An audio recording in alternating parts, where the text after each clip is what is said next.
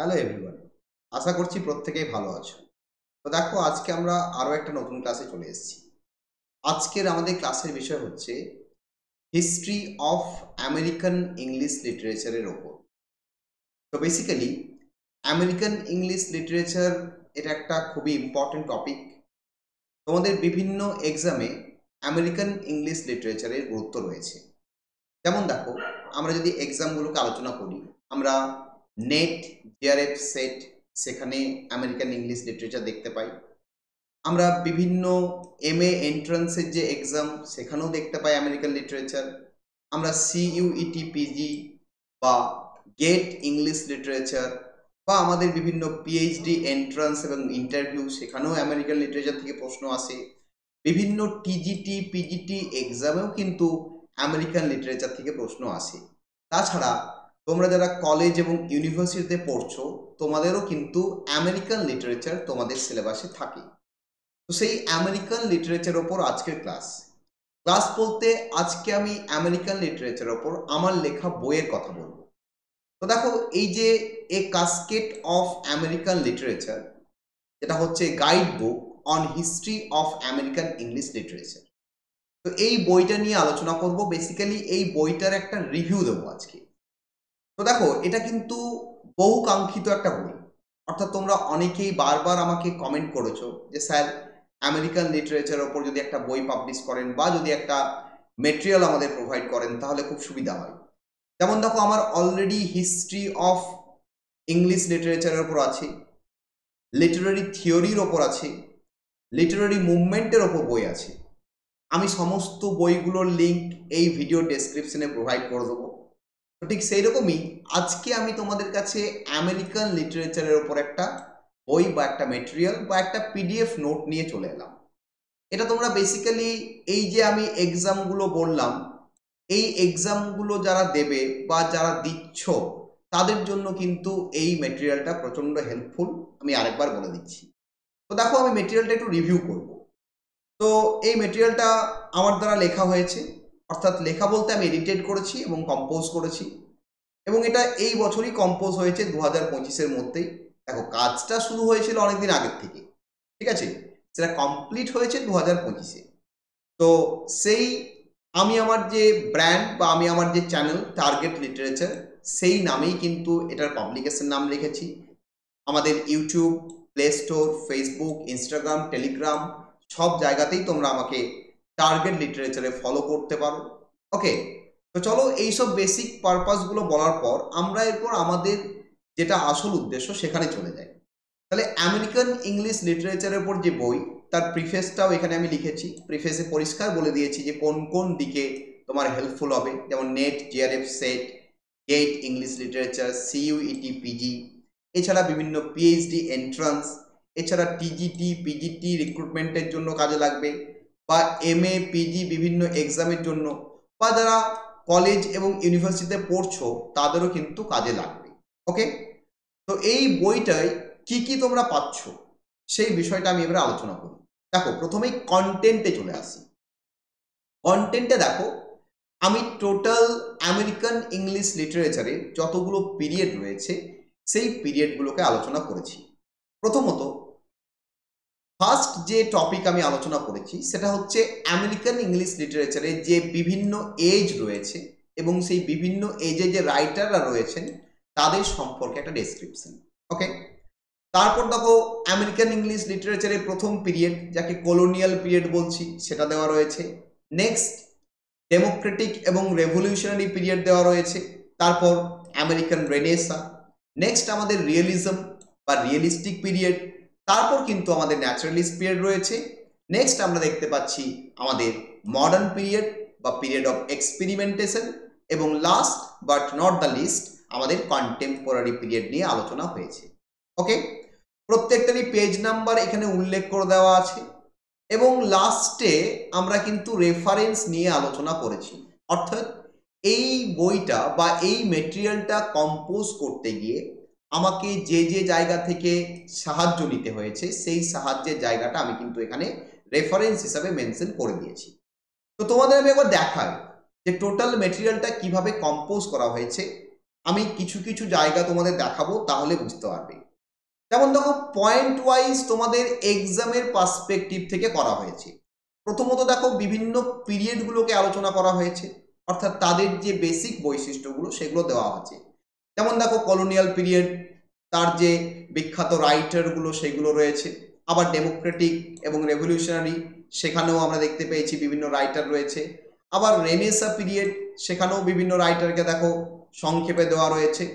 এইভাবে আমরা প্রত্যেকটা পিরিয়ডকে দেখো দেখতে পাচ্ছি, একেবারে আপ টু কন্টেম্পোরারি পিরিয়ড অবধি প্রত্যেকটা রাইটার কে, কোন রাইটার কোন পিরিয়ডে রয়েছেন সেটা দেওয়া হয়েছে।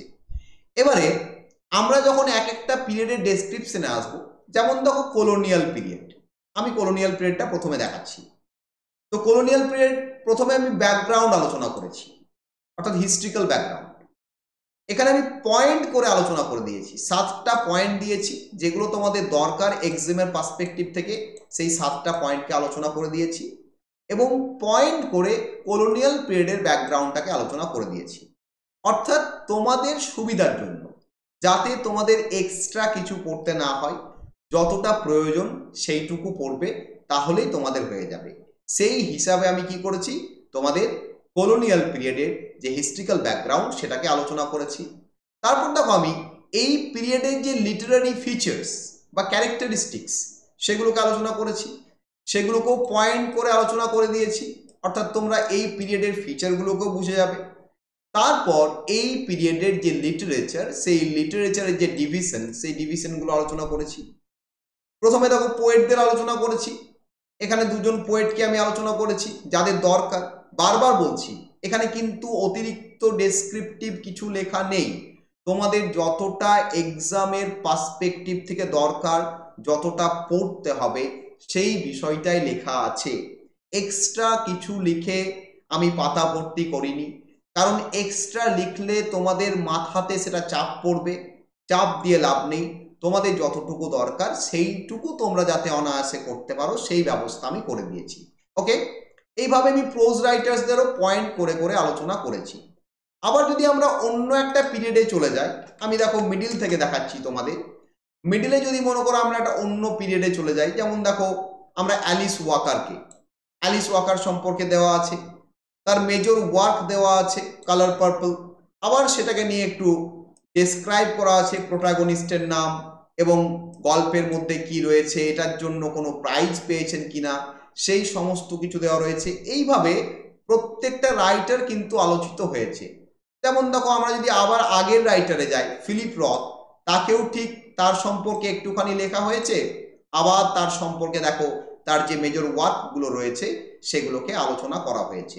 আবার যদি আমরা একটু আরো আগে চলে আসি, আরো আগেও দেখো আমরা যে সমস্ত রাইটারদের পাবো বা যে পিরিয়ডগুলোকে পাবো, যেমন দেখো আমরা মডার্ন পিরিয়ড বা পিরিয়ড অফ এক্সপেরিমেন্টেশন, এখানেও প্রথমে ব্যাকগ্রাউন্ড আলোচনা করা হয়েছে পয়েন্ট করে। তারপর দেখো ক্যারেক্টারিস্টিক্স বা ফিচারগুলোকে আলোচনা করা হয়েছে। তারপর লিটারেচারকে ডিভাইড করা হয়েছে বিভিন্ন পার্টে এবং এক একটা পার্টকে আলোচনা করা হয়েছে। যেমন দেখো কামিংস রয়েছে, রবার্ট ফ্রস্ট রয়েছে, তাছাড়া আমাদের রয়েছে এজরা পাউন্ড।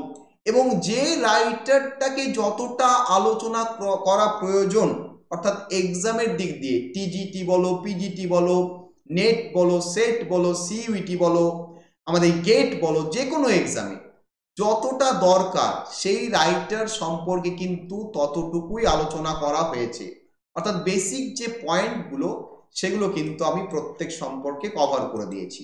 আবার দেখো, আমরা যদি রেফারেন্সে চলে যাই, রেফারেন্স মানে এই বইটা কম্পোজ করতে আমার কি কি বইয়ের সাহায্য নিতে হয়েছে, কোন কোন ইন্টারনেট ওয়েবসাইটের সাহায্য নিতে হয়েছে, সেগুলো লেখা আছে এখানে।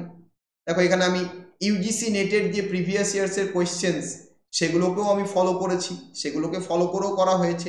তাছাড়া বিভিন্ন যে বই রয়েছে সেই বইগুলোকেও ফলো করা হয়েছে এবং সেইগুলোকে ফলো করেও কিন্তু এই বইটা বা এই যে মেটেরিয়ালটা সেটা কিন্তু কম্পোজ করা হয়েছে।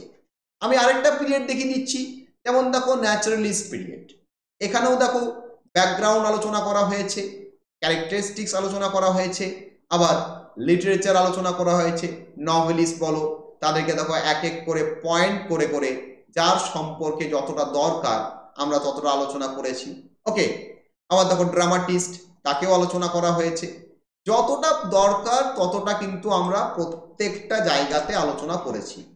অর্থাৎ এই মেটেরিয়ালটা তোমাদের এই যে এক্সামগুলো আমি বারবার যেটা বলছি, এই এক্সামগুলোর জন্য কিন্তু তোমাদের বিভিন্নভাবে কাজে লাগবে। তো এই মেটেরিয়ালটা যারা নিতে চাইছো, যারা এটা নিতে চাইছো, তারা এই ভিডিওর ডেসক্রিপশনে আমি লিংক দিয়ে দেবো, সেই লিংক থেকে এই মেটেরিয়ালটা তোমরা পারচেস করতে পারবে। এর মূল্য কিন্তু খুবই ন্যূনতম রাখা হয়েছে। আমি যে পরিমাণ পরিশ্রম এই মেটেরিয়ালটা বানাতে করেছি, সেই পরিশ্রমের তুলনায় আমি কোনোই মূল্য রাখিনি। তোমরা এই ভিডিওর ডেসক্রিপশন বক্সের লিংক থেকে অনায়াসে ডাউনলোড করে নিতে পারবে, বা ডাউনলোড করতে গিয়ে যদি কারো কিছু প্রবলেম হয়, সে আমাকে অবশ্যই হোয়াটসঅ্যাপে কন্ট্যাক্ট করতে পারো। আমার হোয়াটসঅ্যাপ নাম্বার দেখো এই ভিডিওর নিচে দেখো স্ক্রলিং হচ্ছে, সেখানে দেখতে পাবে, সেখান থেকে আমাকে হোয়াটসঅ্যাপ করে নিতে পারো। আর আমার আরও যে মেটেরিয়ালগুলো রয়েছে, যেমন আমাদের ইংলিশ লিটারেচারের ওপর হিস্ট্রি অফ ইংলিশ লিটারেচার, বা আমাদের লিটারেরি যে থিওরিগুলো রয়েছে সেই থিওরির ওপর, বা আমাদের বিভিন্ন যে লিটারেরি মুভমেন্ট রয়েছে সেই মুভমেন্টের ওপর, সেই যে আমাদের মেটেরিয়ালগুলো রয়েছে তারও আমি লিঙ্ক এই ভিডিও ডেসক্রিপশনেই প্রোভাইড করে দেবো। তো তোমাদের যাদের মনে হবে যে এই মেটেরিয়ালটা তোমাদের কাছে হেল্পফুল, তারা অবশ্যই মেটেরিয়ালটা পারচেস করতে পারো।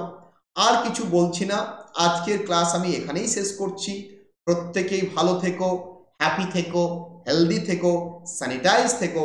God is always with you. Tata.